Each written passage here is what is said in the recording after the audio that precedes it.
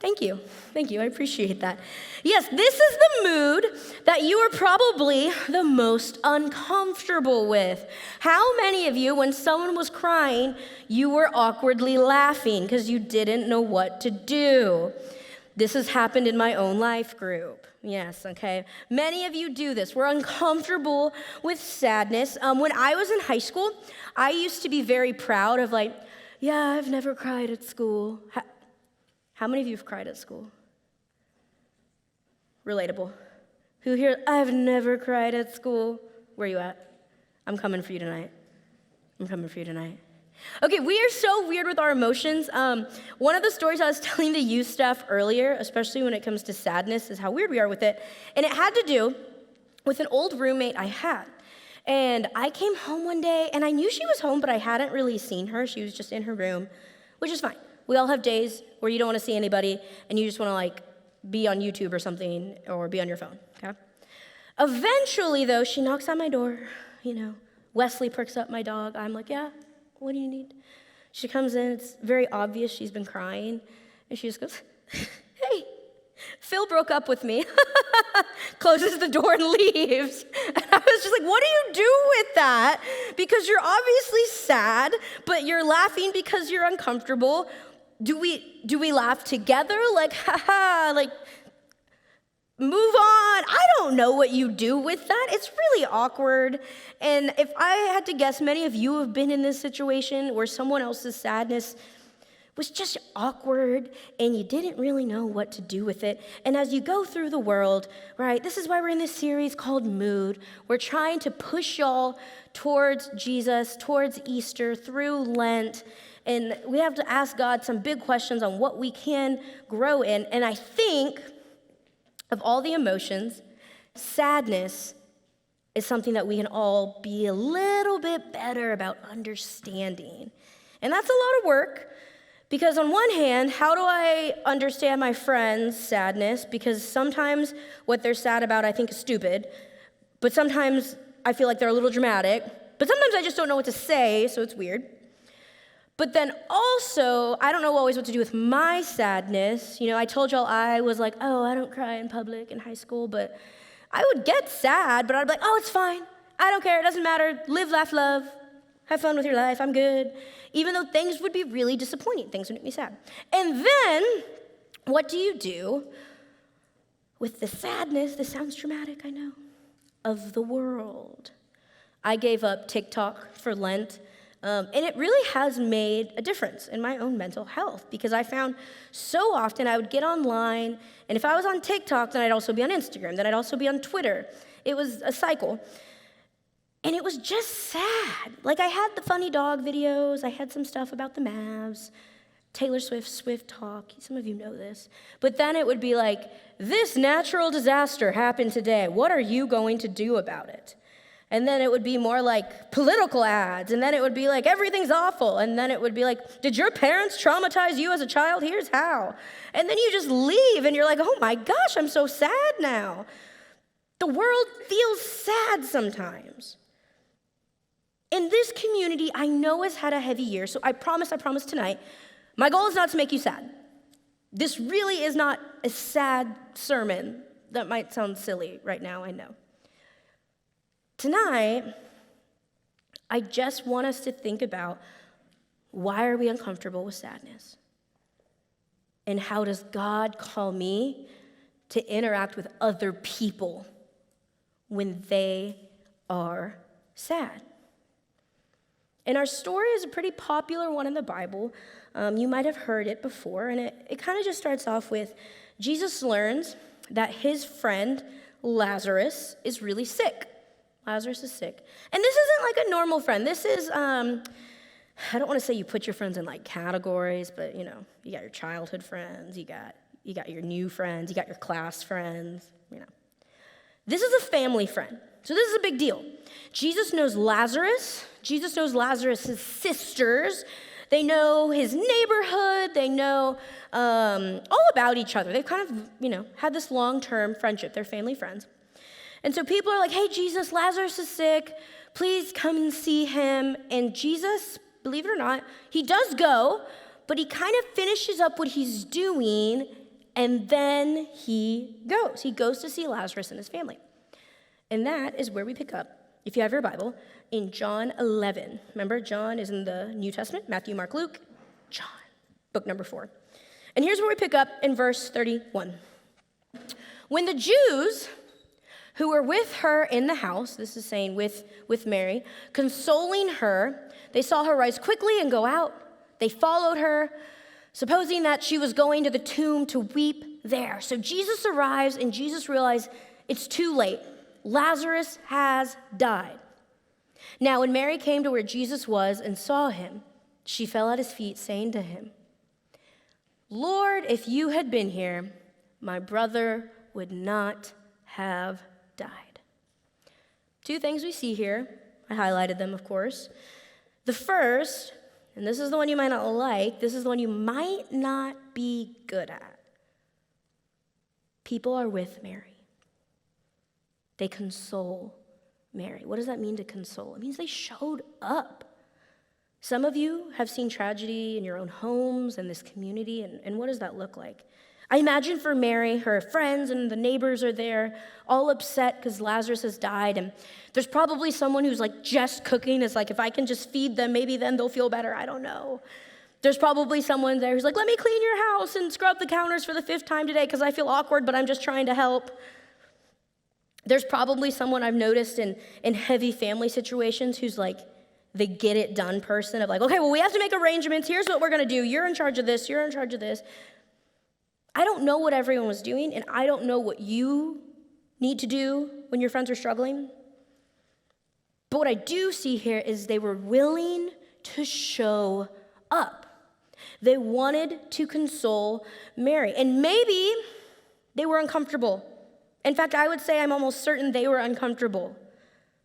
You've sat in a class where someone got a bad grade and they cried about it, and everyone got awkward and tried not to look at them because it's uncomfortable.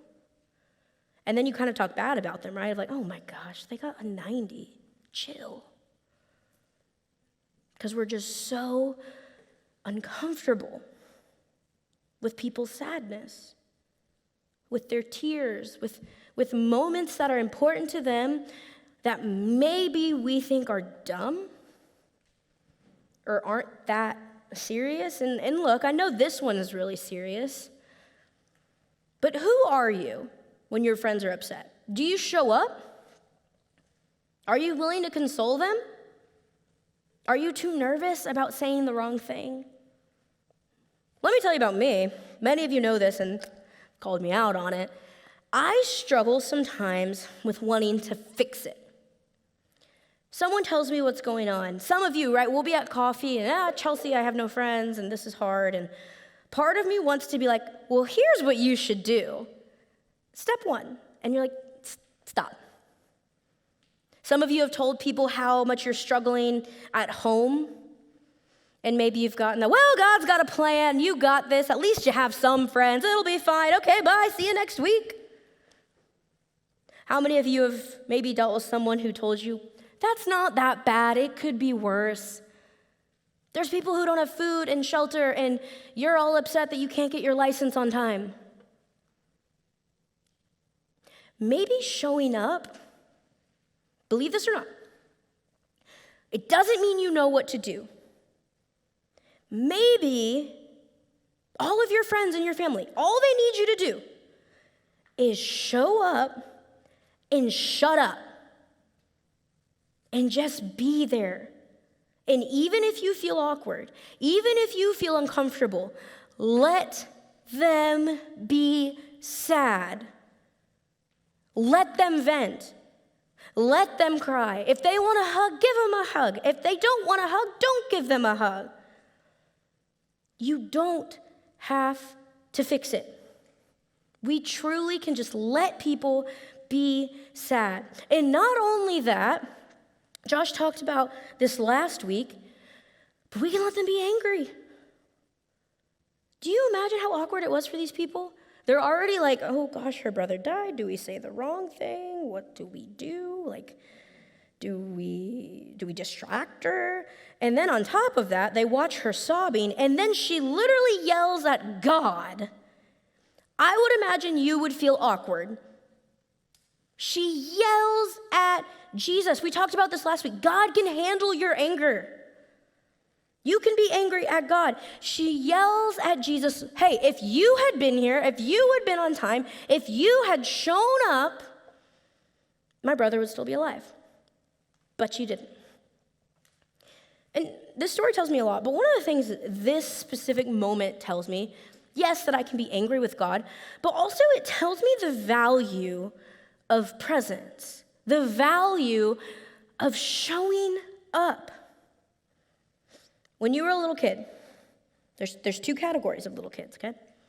You either were the kid who wanted to be at the sleepover every night, or you were the kid who called home at midnight. Who was the kid who called home at midnight? Thank you, Lauren, for your honesty. Many of you had friends who did this.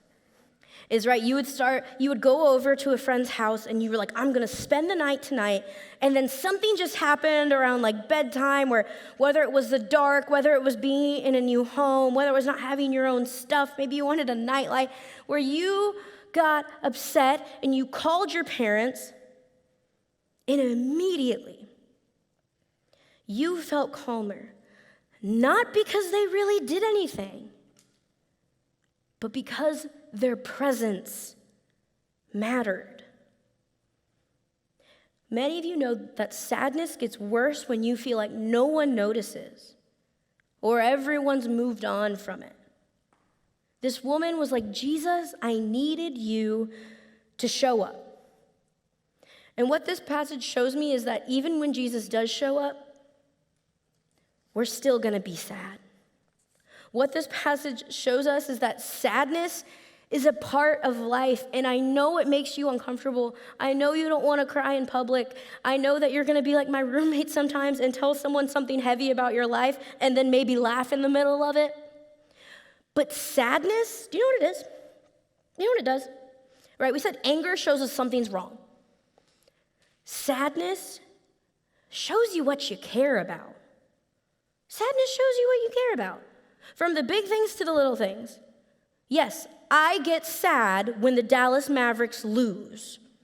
Many of you know this about me, and you send me really mean texts. But I also get sad when I fight with my friends.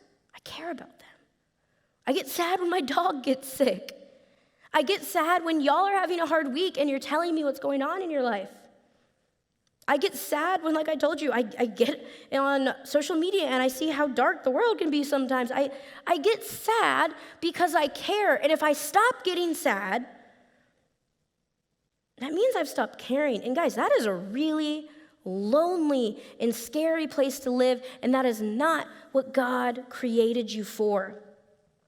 And look, if I'm supposed to be like Jesus, right? I don't know where everyone is in their faith tonight, but if you are here and you call yourself a Christian and you look at your life and say, I want my life to look like Christ, I want to be Christ-like, then being Christ-like means that you cry. Truly, look at how this passage continues.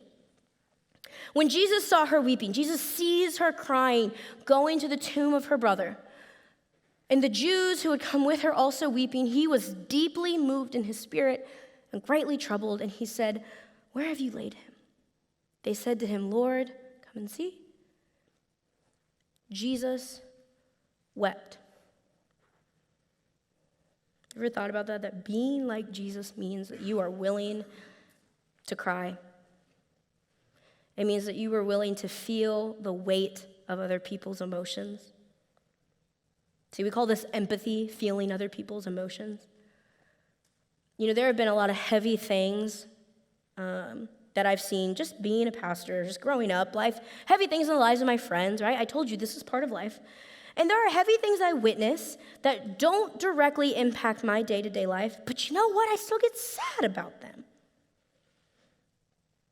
Because God weeps with those who weep, and I want to be someone that I am not so guarded about sadness that I can't show up for people and be sad with them. If I want to be like Jesus, if I want to look more like Jesus, I have to show up. And I have to be willing to be uncomfortable and be sad because Jesus feels their pain. In big picture here, I mean, I'm sure you've thought this at some point, but have you ever thought about how frustrating the Bible can be? Truly, okay? The Bible will give us 300 poems, but you couldn't give me a step-by-step guide on how to choose a career, how to choose a college, what type of partner, who exactly should you marry? But, this is in there. And even wider, okay? Stay with me.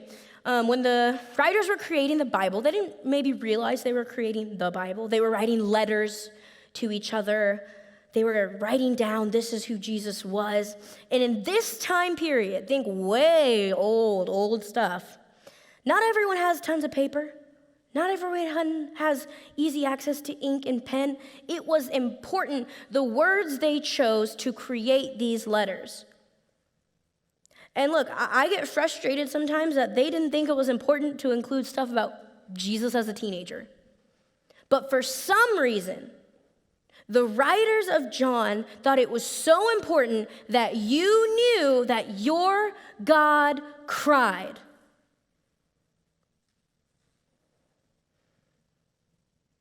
That must mean it's really important. This is the shortest verse in the Bible.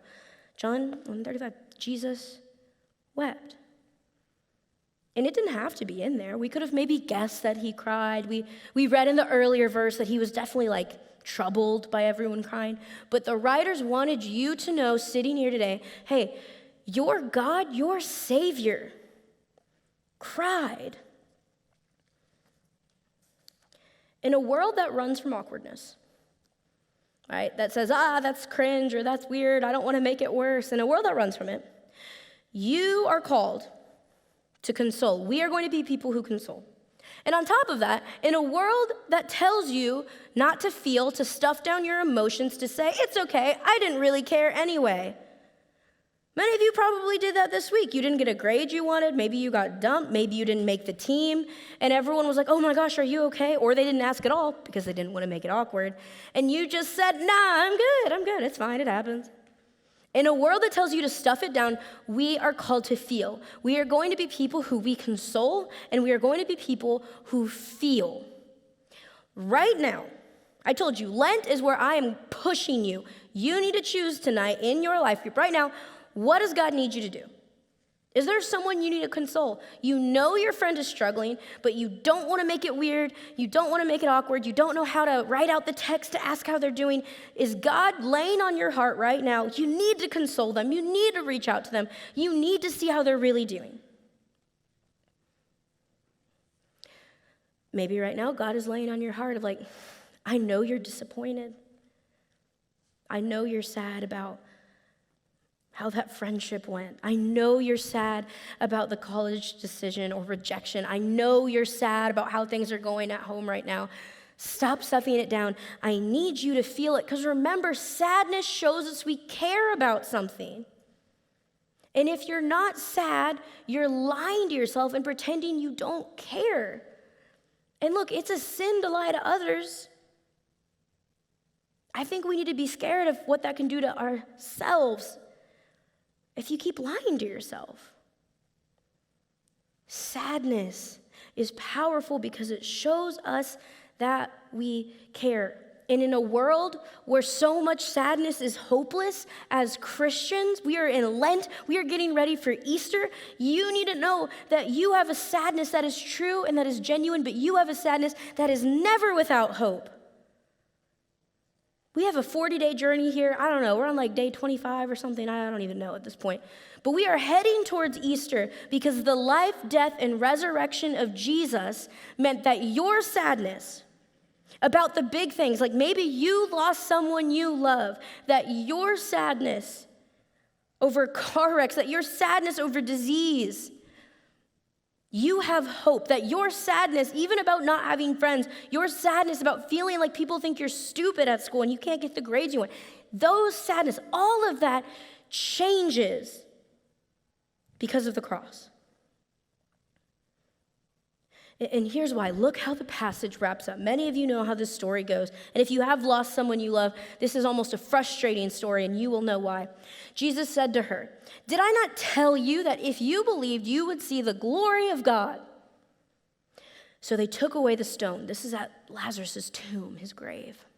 And Jesus lifted up his eyes and said, "Father, I thank you that you have heard me.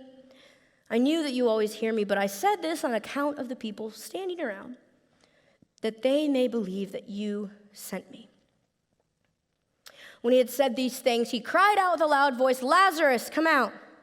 The man who had died came out, his hands and feet bound with linen strips, and his face wrapped with a cloth. Jesus said to them, "Unbind him and let him go." Jesus shows up and speaks, and Lazarus lives, and everyone has awe. And here's what I want you to know, and then I want to go back to, I think it's verse 40. Lazarus lives in this moment, but one day Lazarus still dies. Here's why this should impact how you look at sadness, okay? Jesus raises Lazarus to show the people his power and to give people a small glimpse of what Jesus will do when Jesus dies in front of all of them on a cross and is resurrected on Sunday. Do you understand that because of your faith, those of you who know grief understand this deeply, because of your faith, death is not the end. It is painful. It is deep longing. Those of you who haven't experienced it, it is a deep, deep pain that doesn't make sense and shatters your world. You should feel that sadness. But because of the cross, you also get to feel hope. Because you know that death is not the end, that resurrection is coming. And what this means is that one day when the stone rolled away and people saw the tomb is empty, that Jesus is alive, that you have hope in every aspect of your life. Yes, for sure, with life and death, resurrection's coming. But darkness is not the end of your story if you feel like no one understands you in your friend group. Darkness and sadness are not the end of your story if you feel like your family is falling apart. Sadness is not the end of your story if you feel misunderstood. Sadness is not the end of your story if you are having a terrible week right now. Resurrection's coming. So feel the sadness because it shows you care. But never forget the hope that resurrection is coming. And we have a few more weeks until Lent that we will keep pushing ourselves to understand, what does the resurrection mean for me every day, every moment, and through every feeling. Sadness is beautiful as it tells you what you care about. And sadness reminds us that it is healthy and it is holy to care about things. And that verse 40 said, "Didn't I not tell you? But because you believed, you would see the glory of God." The glory of God doesn't always mean we see physical healing from disease, from brain injury, from catastrophic things that happen. The glory of God doesn't mean we live a life free from tragedy. The glory of God doesn't mean you get everything you pray for. But what the glory of God means is that no matter what is happening in your life, there is always the hope of resurrection. Y'all pray with me.